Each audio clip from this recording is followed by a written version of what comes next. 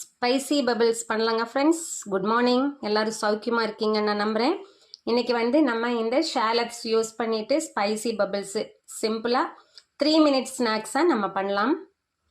அதுக்கு இந்த சின்ன வெங்காயத்தை உரித்து நம்ம நல்லா கழுவி வச்சிட்டோம். தவாவை ஸ்டவ்வில் வச்சுட்டு அதில் நம்ம இதை எப்படி போட்டுருவோம், ஆன் பண்ணிக்கலாம். இதில் கொஞ்சம் கோகோனட் ஆயில் ஆட் பண்ணிக்கலாம், ஏன்னா இந்த ஸ்பைசஸ் அதில் ஸ்டிக் ஆகிறதுக்கு மட்டும்தான். அதுக்கப்புறம் கொஞ்சம் அப்படியே டாஸ் பண்ணி கொடுத்துட்டு நம்ம இதை க்ளோஸ் பண்ணிடலாம். ஒரு ஃபியூ செகண்ட்ஸ் க்ளோஸ் பண்ணியிருந்தால் போதும். இந்த ஆனியன்ஸ் எல்லாமே நம்மளுக்கு டிரான்ஸ்லூசண்ட்டாக மாறிடும். இதுதான் நம்ம ஷேலட்ஸ் அப்படின்னு சொல்கிறோம். இதில் பார்த்திங்கன்னா நிறைய ஆன்டி ஆக்சிடென்ட்ஸ் இருக்குது. இதில் குவெர்சிட்டின், கெம்ஃபரால் அப்படிங்க சொல்லக்கூடிய ஆன்டி ஆக்சிடென்ட்ஸ் நம்மளுடைய செல் டேமேஜை கண்ட்ரோல் பண்ணுது. அதனால் ரீஜுவனேஷன் ப்ராசஸையும் இது ப்ரொமோட் பண்ணி விடுது. இது மல்டி விட்டமின்ஸ் இருக்குது அப்படின்னு சொல்லலாம் ஃப்ரெண்ட்ஸ். இதில் vitamin A, B6, vitamin C, அப்புறம் அதே மாதிரி minerals potassium, magnesium, iron, copper, இது எல்லாமே இந்த சின்ன வெங்காயத்தில் ரொம்ப ரிச்சாக இருக்குது. இதில் பூண்டில் இருக்கிற மாதிரியே அலிசின் அப்படிங்கிற சல்ஃபர் காம்பவுண்ட் அதிக அளவில் இருக்குது. இது நம்மளுடைய ஹார்ட் ஹெல்த்தை ப்ரொமோட் பண்ணுது.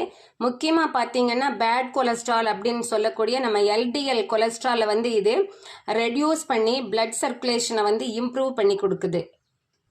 இதில் இருக்கக்கூடிய அந்த குவெர்சிட்டின் அப்படிங்கிற பொருள் உடம்புல ஏற்படக்கூடிய வீக்கங்கள், any kind of inflammatory disease, அது எல்லாத்தையுமே கண்ட்ரோலுக்கு கொண்டு வருதுங்க. அது மட்டும் இல்லாமல் இதில் நிறைய ஆன்டி பாக்டீரியல் ப்ராப்பர்ட்டி இருக்குது. இதில் இருக்கக்கூடிய டைசல்ஃபைட் டயபெட்டிக் பீப்புளுக்கு ரொம்ப ஹெல்ப்ஃபுல்லாக இருக்குது. எப்படின்னா பிளட் சுகர் லெவலை பேலன்ஸ் பண்ணி கண்ட்ரோலில் கட்டுக்குள்ளே வச்சுருக்கிறதுக்கு ஹெல்ப் பண்ணுது. இதோட கொஞ்சமாக பெப்பர் பவுடர் ஆட் பண்ணிக்கலாம்.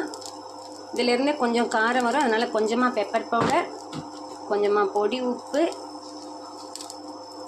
கூட லைட்டாக கரம் மசாலா பவுடர் இருந்தால் போட்டுக்கலாம், இல்லைன்னா எனி மசாலா பவுடர் கொஞ்சமாக போட்டுட்டு அதை மிக்ஸ் பண்ணி கொடுத்துக்கலாம்.